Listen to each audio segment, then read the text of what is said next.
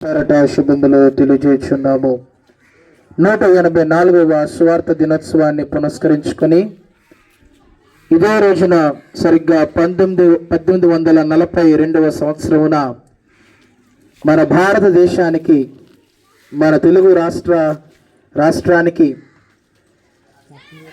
జర్మనీకి సంబంధించిన దైవ సేవకులు తెలుగు గ్రామాలలోనూ ఆయన ఎంతగానో అభిమానించి ఆయన గుంటూరు నగరానికి వచ్చి తెలుగు క్రైస్తవ మిషనరీగా పేరొంది అనేకులను రక్షణ మార్గంలోనికి, అనేకులను స్వస్థత మార్గంలోనికి, మరి ప్రత్యేకంగా అనేకులను చదువులలో విద్యావంతుల చేయటానికి ఆయన ఎంతగానో కష్టించిన వాడిగా, శ్రమపడిన వాడిగా ఉన్నాడు. ఈరోజు మన గ్రామాల్లో, మన తెలుగు రాష్ట్రాల్లో చదువులు అవ్వటానికి, స్కూళ్ళు ఏర్పడడానికి గల కారణము ఫాదర్ హయ్యర్ గారు. అనేక జబ్బులు, రోగాలకున్న సమస్యలన్నిటికీ పరిష్కారము హాస్పిటళ్లను మరి ఏర్పాటు చేసిన వారు ఫాదర్ హయ్యర్ గారు. చెప్పుకోదగిన, చెప్పుకోలేని జబ్బులు, రోగాలు, లెపరసీ అని, టీబీ అని, ఇంకా తీవ్రమైన రోగాలు మరి 18వ శతాబ్దంలో కూడా ఉండేవి. అయినప్పటికీ వాటికి వైద్యుడు లేడు. ఆ చదువులను కూడా చదివి మరి హాస్పిటల్స్ను నిర్మించిన వాడు కూడా ఫాదర్ హయ్యర్ గారు. ఇలా చెప్పుకుంటూ పోతే ఒక స్కూల్ విద్యారంగంలో మాత్రమే కాదు, వైద్యారంగంలో మాత్రమే కాదు, ఇంకా అనేకులను, మరి ప్రత్యేకంగా అనాథి పిల్లలుగా ఉంటున్న వారిని, విధవరాండ్రులను కానీ, లేదా భర్త లేని వారిని కానీ, ఇంకా అనేక మందికి ఆయన ఒక స్థావరాన్ని, చోట్లను ఏర్పాటు చేసుకుంటూ వచ్చాడు.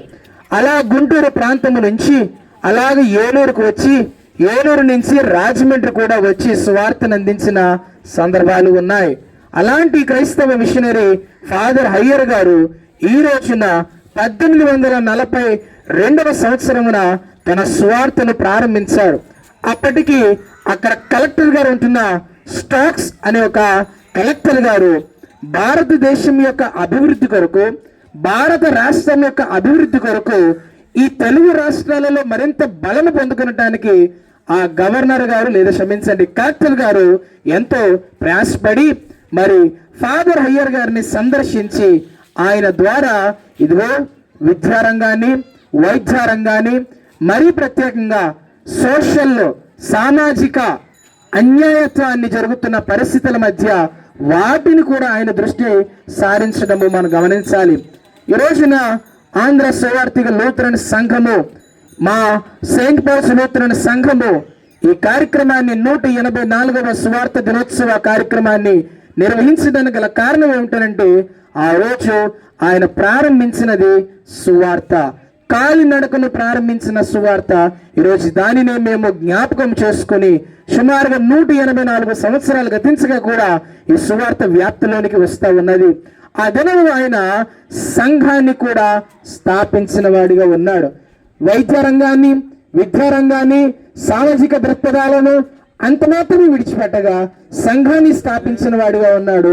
సంఘ ఆవిర్భావ దినోత్సవంగా దీనిని ప్రారంభించిన వాడు ఉన్నాడు.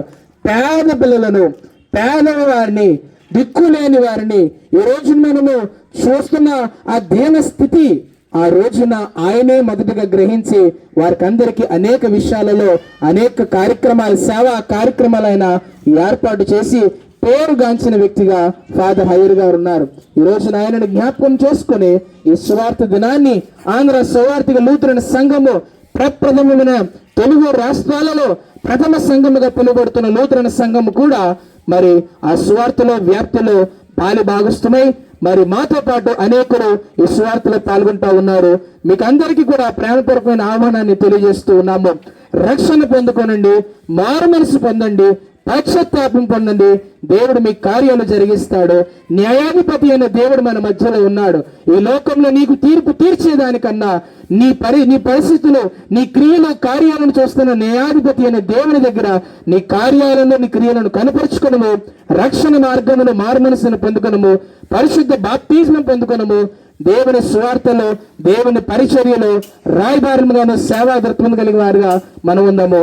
అటువంటి కృపానిరీక్షణ దేవుడు మనలను, మన కుటుంబాలను ఆత్మదేవుడు బలపరిచి నడిపించును గాక. ఆమేన్.